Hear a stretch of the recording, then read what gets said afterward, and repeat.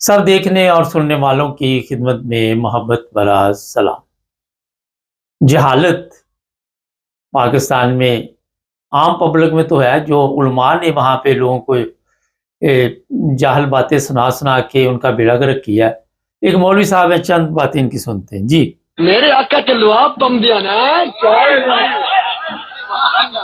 सुना सुनिया मैं हुसैन की इज्जत दवा से देना पर मदारा जुम नबूवा 426 साल पहले की किताब है शाह अब्दुल हक मुहद्दिस हजरवी जिन्हों सारा मंदे में सफा नंबर 37 पढ़ के में और शफा पढ़ के में हजरत उम्मे ऐमन मौलाना साहब हजरत उम्मे ऐमन नबी पाक ने मिट्टी के प्याले विच एक प्याले में बॉल मुबारक छोटा पेशाब मूत्र मुबारक कीता सुनो ताकि समझ आ जाए ना। बॉल मुबारक छोटा पेशाब कीता उम्मे अहमद सवेरे आईया ओ मैं जनाब वो प्याला चुकिया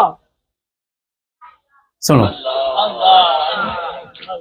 शायद की वेखन दिया मेरे वाले सिहाबिया प्याला चार पाई के थले पिया सी प्याले की सी हजूर दा मेरे आका दा बीबी सिहाबिया ने की कीता सुभान अल्लाह सुभान अल्लाह। प्यारे आका अलैहि सलाम तशरीफ ले आए वेख्या प्याला खाली पिया फरमाया उम्मे अहमद जी आका सुनो इहदे विच मैं राती कज़ाए हाजत की थी यहाँ तो किरा उम्मे अहमद आ गया सोने बहु प्यास लगी पी लिया सरकार ने नहीं आख्या अपना मुंह धो हाथ धो अपने करोड़ियां कर दे। मेरे आका ने आख्या की फरमाया अहमद सुन तेरे पेट दियां सारियां बीमारियां दूर हो गई। नाज़रीन, ये मौलवी की तस्वीर में पीछे लगा देता हूँ, पर मकसद ये होता है प्रोग्राम आपको ये दिखाने का कि ये इस तरह के जाहल मौलवी हैं और आगे जो बैठे हुए हैं उनका आप अंदाज़ा खुद लगा ले कि उनके अंदर इल्म का दूर दूर तक कोई नामो निशान नहीं।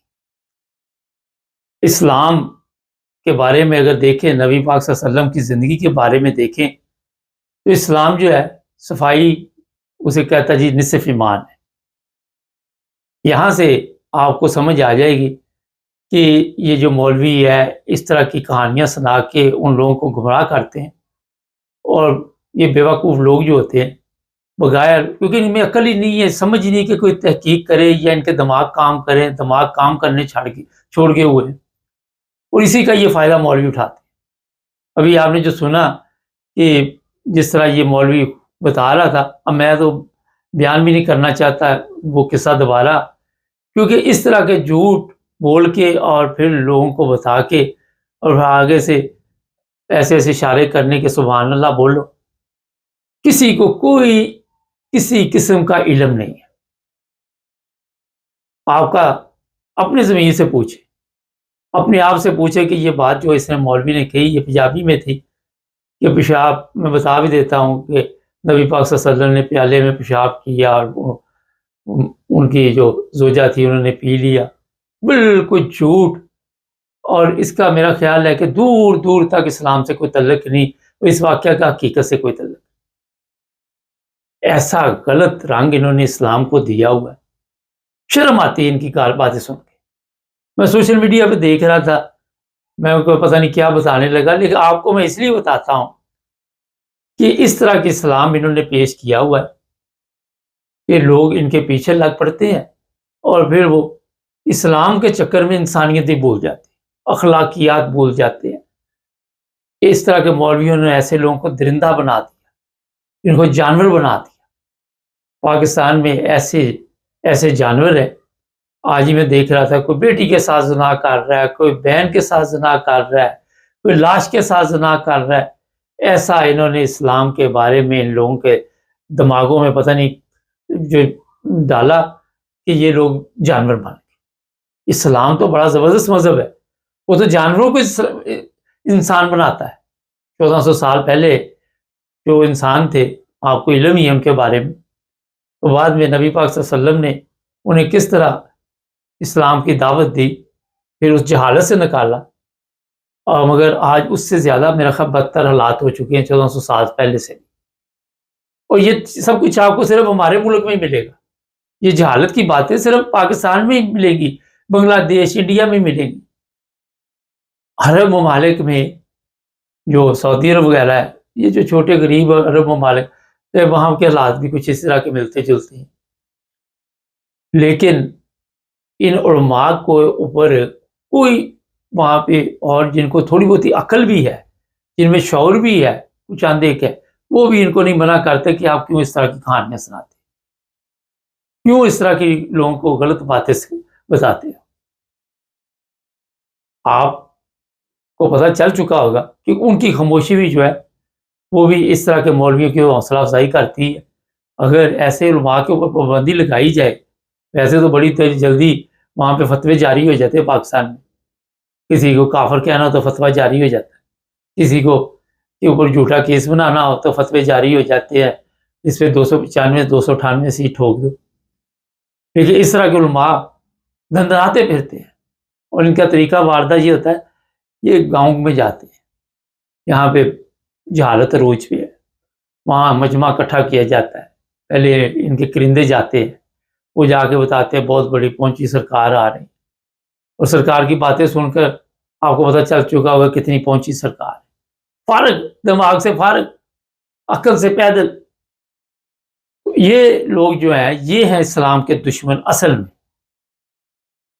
آپ کو میں ہر پروگرام میں جو بھی مذہب کے اوپر کبھی بات ہوتی تو بتاتا ہوں کہ شرک کیا ہے. وہاں پہ میں کل ایک ویڈیو دیکھ رہا تھا، ایک پیر صاحب لیٹے ہوئے ہیں، دو عورتیں ایک ادھر ادھر جوان، وہ کہہ رہی جو ہمیں ملا یہ پیر کے صدقے ملا.